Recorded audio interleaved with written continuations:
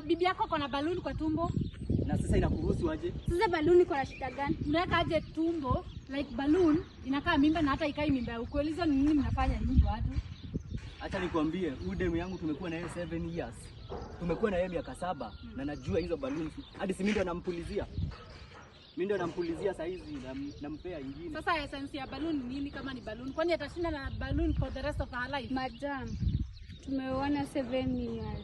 Hatujapata mtoto. Hii ni aibu tunaondoa mbele ya watu. Na unakuja tu unapasua balloon ovyo ovyo hivi.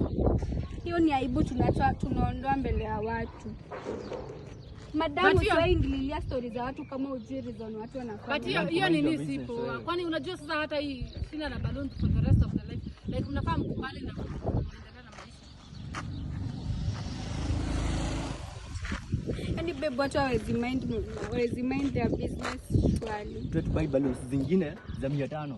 Sasa tutaje mbele ya watu bila balloon na amepasiwa zote. Sijui niingize kichwa yangu hapo.